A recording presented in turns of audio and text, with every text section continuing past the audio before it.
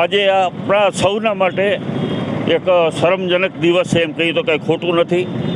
ગુજરાતમાં જે ઝઘડિયામાં ગુજરાતની દીકરી 10 વર્ષની દીકરી ઉપર જનન્ય અપરાધ, જેમને એક બળાત્કાર કરી અને દીકરીને એટલી બધી જાતના આપી કે છેલ્લા 8 દિવસથી જીવન મરણ વચ્ચે આ દીકરી ઝોલા ખાઈ રહેલી હતી અને એમનું કરુણ મોત થયું। આવા બનાવો અત્યારે ગુજરાતમાં દરરોજ એકાંતરે આવા બનાવો બને છે। દીકરીઓ ગુજરાતમાં લૂંટાઈ રહી છે। આ ભાજપની સરકાર માત્ર સલામતીના દાવા કરે છે। અત્યારે ગુજરાતમાં કાયદો અને વ્યવસ્થાની પરિસ્થિતિ ખૂબ ગંભીર છે। ત્યારે આજે આ બનાવ સમગ્ર દેશ માટે એક શરમજનક બનાવ છે। આપણે સૌએ જોયો, વર્ષો પહેલાં એક નિર્ભયા કાંડ બન્યો હતો દિલ્હીમાં અને આખા દેશમાં રોષ ફાટી નીકળ્યો હતો। દેશના મીડિયા ખૂબ આ બનાવને ગંભીરતાથી લઈને હાઇલાઇટ કર્યો હતો ને એમાં તો કોંગ્રેસની સરકાર આખી ગઈ હતી। જ્યારે આ એનાથી પણ કરુણ આ બનાવ છે। આજે મીડિયા ચૂપ છે, ભાજપના નેતાઓ ચૂપ છે। જે હિન્દુ સંગઠનો બાંગ્લાદેશમાં જ્યાં થોડો બનાવ બને તો રેલીઓ કાઢી, અહીંયા સંતો, હિન્દુ સંગઠનો અને ઘણા સંગઠનોએ આ રેલીઓ કાઢી અને દેખાવો કર્યા હતા। ત્યારે આ એક ગરીબની દીકરી, ગરીબ બેટી, જે દલિતની દીકરી છે અને માત્ર 10 વર્ષની આપણા બધાના એક રૂવાણા કપી જાય એવો આ કરુણ બનાવ, અને એના માટે કોઈ સંગઠન આગળ આવ્યું નથી। એ દુઃખની બાબત છે। ત્યારે અમે કહેવા માગીએ છીએ કે આ દેશના, આ રાજ્યના, ગુજરાતના ગૃહમંત્રી વારંવાર કાયદાની વાતો કરે છે। ખરેખર એને શરમ આવવી જોઈએ, એમને એમનું રાજીનામું આપવું જોઈએ।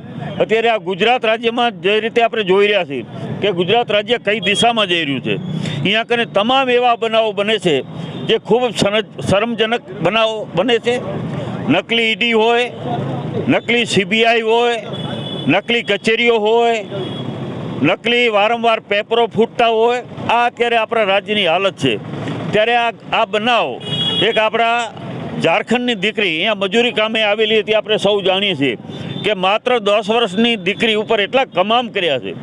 બળાત્કારની પણ અતિ જનધ્ય અપરાધ જેને કહીએ એવા ગંભીર ગુનાઓ દીકરી માટે કર્યા છે। બધાને આંખોમાં પાણી આવી જાય એવો આ બનાવ છે। જ્યારે દીકરી એની માને ત્યારે પણ કહેતી હતી કે હું બચીશ નહીં પપ્પા, તો આ ખૂબ બનાવ આવા હતા કે એને આપણે બધાને કંપાવી દે, અને એના માટે થઈ આજે આ કોંગ્રેસ મહિલા પાંખ એ દીકરીના આત્માને શાંતિ મળે એના માટે આજે અમે શ્રદ્ધાંજલિનો કાર્યક્રમ રાખ્યો છે। અને ખરેખર આ ભાજપના સરકારના નેતાઓને પણ કહેવા માગીએ છીએ કે ક્યાં ગયું તમારું જમીર? આજે કોઈ કેમ આગળ આવતું નથી આ દીકરીને ન્યાય આપવા માટે? અને જે પણ ગુનેગાર છે એ ગુનેગારને વહેલામાં વહેલી તકે ફાંસી અપાય અને આવા બનાવો અટકે। ગુજરાતમાં અત્યારે ગુંડાઓ બેફામ થઈ રહ્યા છે, તમે જોઈ રહ્યા છો। દરરોજને દરરોજ કંઈક એવા બનાવો બને છે ભાજપના રાજમાં કે આજે મંદિરો લૂંટાઈ રહ્યા છે, આ દીકરીઓની ઇજ્જત સલામત નથી, કોઈ મકાન કે ઘર સલામત નથી। દરરોજ તમારે એવા બનાવો આપણે જોઈ રહ્યા છીએ કે ખૂબ ગંભીર બનાવો અત્યારે બની રહ્યા છે અને માત્ર ને માત્ર સરકાર આવા ગુનાઓગારોને સાવરે છે। આજે આપણે તમે જોયું કે ત્યાં એક મોટું કાંડ હમણાં મહેસાણા જિલ્લામાં પર થયું કે એક મોટી રકમ 6000 કરોડનું કૌભાંડ ભાજપના નેતાઓ સાથે મળી અને લગભગ ભૂપેન્દ્રસિંહ કરીને આજે પણ ગુનેગારો બેફામ ફરી રહ્યા છે। તો અશક્ય જે ગુનેગારો છે એ ભાજપ સાથે ક્યાંક ને ક્યાંક જોડાયેલા છે, ભાજપનો ખેસ પડેલો છે, ભાજપને નામે ગુજરાતમાં ગુનાઓ કરી રહ્યા છે અને એને ભાજપ સાવરી રહી છે। ત્યારે માત્ર વાતો કરે છે હર્ષ સંઘવી કે કાયદામાં રહેશો તો ફાયદામાં રહેશો, પણ તમે શું કાયદામાં તમે કાયદો જ ક્યાં છે ગુજરાતમાં? તમે ક્યાં સરકાર સૂતી છે?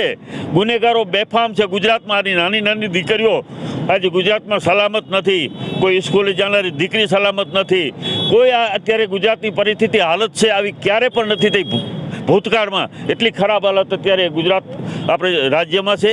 ત્યારે અમે આ ગુજરાતના રાજ્યમંત્રી, ગૃહમંત્રીને કહીએ છીએ કે તમને જો શરમ જેવું બચ્યું હોય તો આવા બનાવોને કારણે તમારે રાજીનામું આપી દેવું જોઈએ। તમે લાયક નથી, માત્ર તાયફાઓ કરવાના છે, માત્ર ભાષણો કરવાના છે, પરંતુ સલામતીના નામે મીંડું છે। અત્યારે ગુજરાતમાં કાયદોને પરિસ્થિતિ ખૂબ ગંભીર હાલત ખરાબ છે અને એના માટે ધ્યાન આપે સરકારો, તાયફાઓમાં નહીં પરંતુ આવા ગુજરાતના લોકોને સલામતી આપે એવી અમારી સરકાર પાસે માંગણી છે। અને આજે ખાસ કરીને અમે આ દીકરીને એક શ્રદ્ધાંજલિ આપવા માટે અહીંયાથી સરદાર વલ્લભભાઈ પટેલ, જે ગુજરાતનું સરદાર વલ્લભભાઈ પટેલ, ગુજરાતનું ગાંધીજીનું ગુજરાત, અને એ ગુજરાત રાજ્યમાં આવા બનાવો અત્યારે બની રહ્યા છે. ખૂબ શરમજનક બાબત છે. આજે આપણા સૌ ગુજરાતીઓનું માથું શરમથી ઝૂકી જાય એવી આવા બનાવો બને છે. તો આવી નાની નાની દીકરીઓ ન લૂંટાય, આવા બનાવો ફરીથી ન બને, એના માટે ગુજરાત સરકાર ગંભીરતા લઈ અને કાયદો અને વ્યવસ્થાની પરિસ્થિતિ ઉપર ધ્યાન આપે એવી અમારી માંગણી છે. અમે ગૃહમંત્રીને કહેવા માગીએ છીએ, અમે આ રાજ્યના ડીજીપીને કહેવા માગીએ છીએ, દરેક જિલ્લાના એસપીને કહેવા માગીએ છીએ કે આપણા કચ્છમાં પણ આપણે જોઈ રહ્યા છીએ દર 15 દિવસે 20 દિવસે આવો એકને એક બનાવ અહીંયા બને છે. ત્યારે અમે જે સંગઠનો વારંવાર ઝંડા લઈ અને દુઆઈ દેતા હોય છે, તો આવી ગરીબની દીકરી છે, એક દલિતની દીકરી છે, ત્યારે કેમ કોઈ આગળ આવતા નથી? ખરેખર એને આગળ આવી અને ગુજરાત સરકારની ઊંઘમાંથી ઉઠાડવાની જરૂરિયાત છે. આ અમારી માંગણી છે અને સરકાર તાત્કાલિક ધોરણે ગુનેગારોને સજા અપાવે એટલી અમારી માંગણી છે.